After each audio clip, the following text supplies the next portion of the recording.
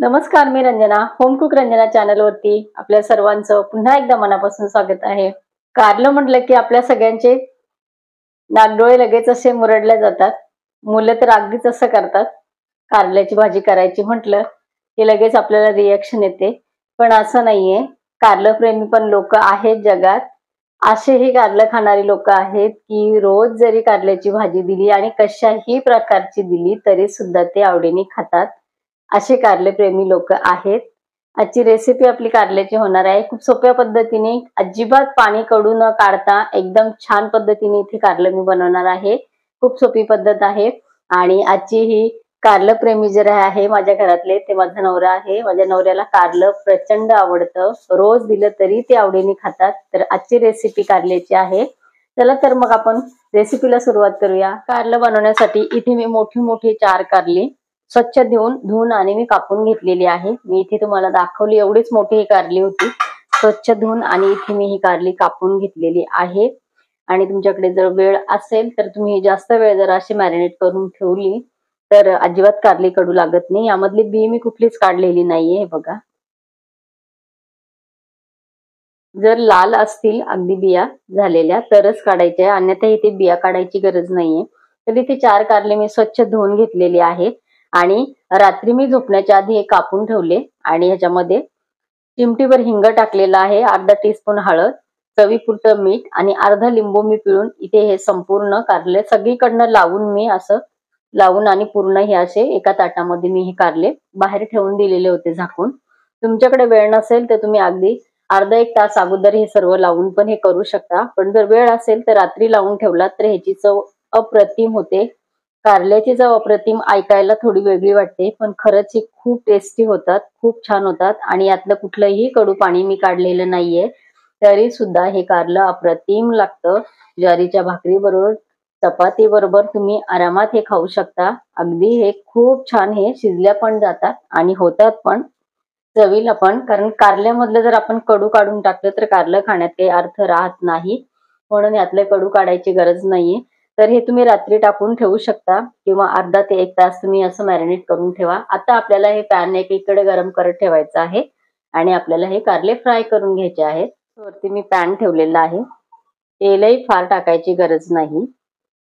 कारलं अप्रतिम छान होतं. तुम्ही एकदा ह्या पद्धतीने कारलं करून बघितलात तर नेहमी कराल, कारण करायला सोपं आहे, फार अवघड नाहीये. बारीक कापा वगैरे ह्या काही भानगडी नाहीये. कांदा, लिंबू, मीठ, मसाले अजिबात जास्त तामझाम नाहीये.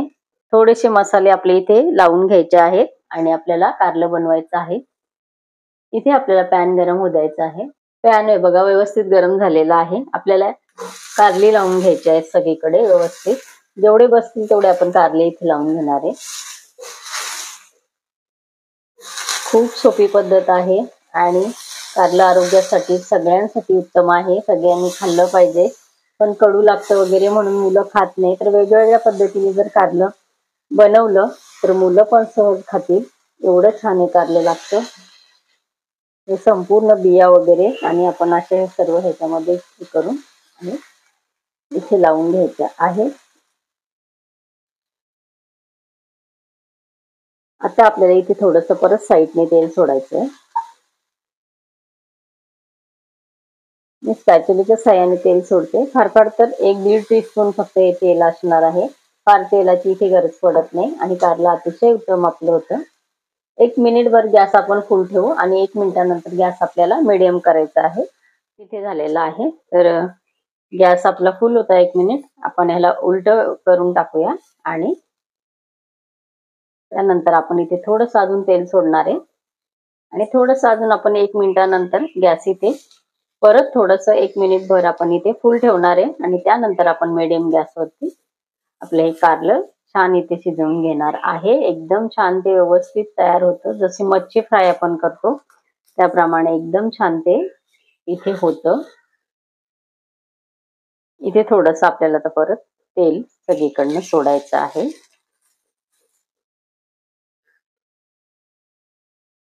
1 मिनिटभर गॅस आपण इथे फुल ठेवू आणि नंतर आता आपल्याला गॅस कमी करायचा आहे. इथे बघा तेल सोडलेलं आहे आपण सगळीकडनं तर 1 मिनिटभर आपण गॅस ठेवणार आहे इथं असं. तर असं झाकण याच्यावरती ठेवायचं की आजूबाजूनी कुठेतरी थोडीशी हवा जायला पाहिजे. आता हे चौकोन आहे ह्याचा पॅनचा म्हणून असं साईडनं उघडं राहतं.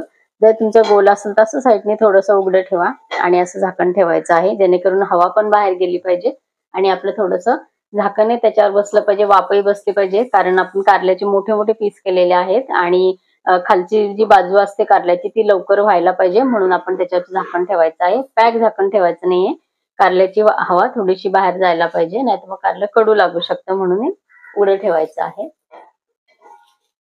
हे बघा 1 मिनिट आपल्याला झालेला आहे. गॅस आता आपण इथे मिडियम केलेला आहे आणि मिडियम गॅसवरती आपल्याला आता हे उलट करून परत असे टाकायचे आहेत, परत उलटे करायचे आहेत. असं करून आपल्याला शिजून घ्यायचे आहेत. खूप लवकर हे कारले शिजले जातात आणि कारलं कडूच असतं, पण झाकण ठेवून आपण कारल्याची भाजी कधी शिजवत नाही, म्हणून पॅन वरती झाकण ठेवताना थोडंसं एक साईडने ओपन ठेवायचं आहे आणि वाफ देऊन घ्यायची आहे. पटकन कारलं शिजलं जातं. तर इथे आता आपण परत इथे झाकण ठेवणार आहे. 7 ते 8 मिनिटांमध्ये आपलं कारलं इथे आता छान होणार आहे. दोन्ही बाजू आपण छान इथे करून घेतलेल्या आहेत, उलटे आणि सुलटे करून बाजू आपण व्यवस्थित भाजून घेतलेल्या आहेत. आता 7 ते 8 मिनिटांमध्ये कारलं आपलं इथे छान तयार होतं. इथे 7 ते 8 मिनिटं आपल्या कारल्याला झालेले आहे. दोन्ही साईडून हे बघा कारले आपले एकदम छान झालेले आहे.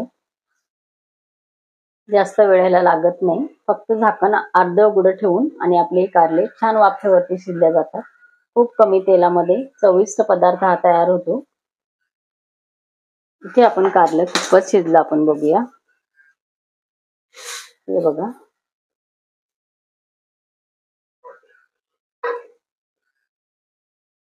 एकदम नरम आपलं इथे कारलं शिजलेलं आहे. इथे आपले कारले फ्राय कारलं इथे तयार झालेलं आहे. फ्राय कारलं आपलं इथे तयार झालेलं आहे. खूप कमी मसाले आहेत आणि कारलं प्रेमींसाठी तर खरंच ही उत्तम कारल्याची रेसिपी आहे.